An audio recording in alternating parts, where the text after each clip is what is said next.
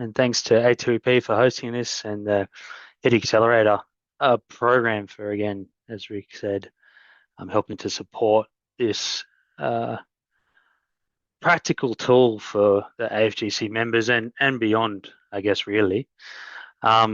So today I'm just going to quickly, I've only got 6 slides. I'm going to spend 3 of those slides just really giving everyone on the call a feel of what's in the electrification fact sheet, and then spend 3 slides just talking and drilling down into a few elements that I see as quite important if you're an organization starting to seriously look at electrification and exploring that next step of a feasibility study.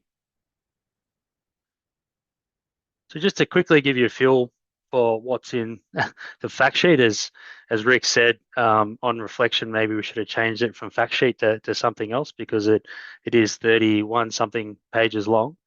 But it is that length for many reasons. We've tried to fit as many pragmatic examples as well as tools into this fact sheet as possible.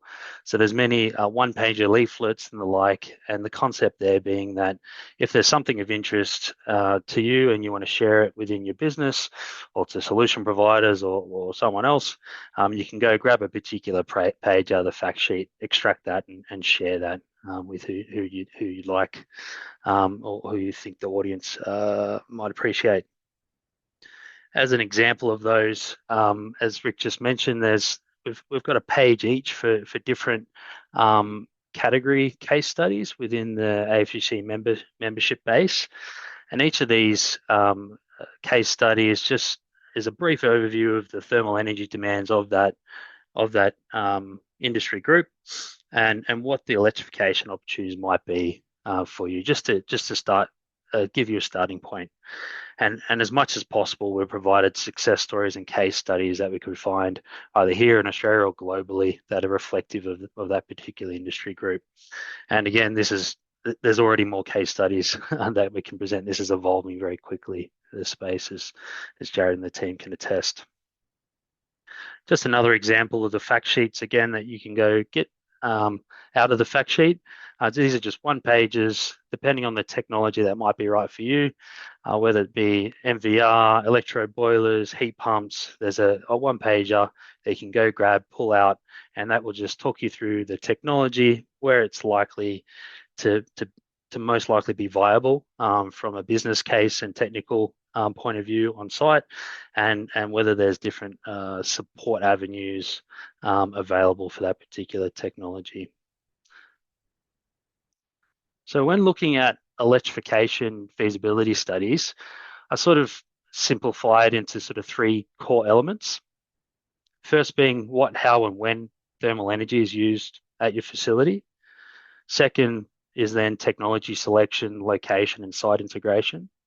And finally is putting together that business case to present to the business. Part number 1 and 3 there, I'm going to drill down into a little bit more. Number 2, there's lots of nuance there, but it's, once you know your thermal needs, it then becomes very clear the right technology selection for your site and whether you have somewhere physically to put it in terms of the physical asset, but also physical infrastructure on the electrical side or electrical capacity. All those things sort of fall into place. And then finally, some nuance on the business case side. So firstly, this is another 1-pager pullout from the fact sheet, a bit of a checklist of what you should be putting together before looking at developing a feasibility study or going out to market to a consultant or engineering firm to prepare a feasibility study for you. The first thing on this list is energy demand and consumption data. So everyone would have heard Jared Leake talking about submetering and the needs for it. You've probably heard your consultant really pushing the need for submetering. And if you're participating in the current New South Wales heat pump feasibility grant program, you also see it's quite a thematic there as well. And while you can do feasibility studies without good submetering data, what we've found is it really stops that next phase of electrification being that investment decision or that ability to spend more money on deploying, say, a heat pump or a electro boiler on site. And I've got practical examples where we've seen that. We did a heat pump feasibility study for a processor. As Laura mentioned earlier, there was a great opportunity to electrify a portion of that facility's thermal energy demands using a heat pump harvesting heat off their refrigeration plant. Engineers, operations guys were all happy, but when we presented to the CFO and the finance team, they quickly realized the amount of assumptions and limitations in the modeling because there wasn't sub-metering on all those thermal energy processes and supplies. So what that meant is we had to go back, put sub-metering in, and then represent the feasibility study to finance. So it really stalls the process. And the way I like to think about it, and you know, in the ideal world, there's funding there available, but heat pumps aren't or any electrification technology isn't often a cheap capex exercise. You're often talking about hundreds of thousands, if not millions of dollars of capex, and to spend $10,000 to $30,000 on some sub-metering to do your right due diligence on that investment really pays off in the long run. So I know it seems like a headache and it can be really hard to get that business case across for sub-metering, but if you're serious about making an investment decision on electrification, it's really important to start putting that sub-metering in. Another final example is we're currently doing a study for a facility which has a significant solar asset behind the meter. Interestingly, there's no meters available to tell us how much of that solar generation is being used on site and how much is being grounded. It has a zero export limit. None of that excess solar can be exported, but the site does not know where that generation is going. So it's really hard to build that business case. It's just a real world example of why sub-metering is super important when looking at electrification. And it's not just us consultants that are like harping on it just because we want to make our jobs easier. It does improve the overall outcome and hopefully moves us towards implementation, which is what we're all here for. The last element I wanted to touch on quickly today is preparing the business case. So really, and I think the core element there is cost savings from switching from a gasified asset to an electrified asset. Group this into two groups. The first being sort of the high efficiency electrification options, heat pumps and MVR, and then the direct induction heating assets such as e-TERs and e-boilers. So when we're looking at heat pumps and MVR, we like to look at a concept called the break-even coefficient of performance, just as a first step to see at the current energy prices paid by the site, gas and electricity, if they don't change anything else other than how they produce thermal energy on site, what's the minimum COP they need to achieve an energy saving on site?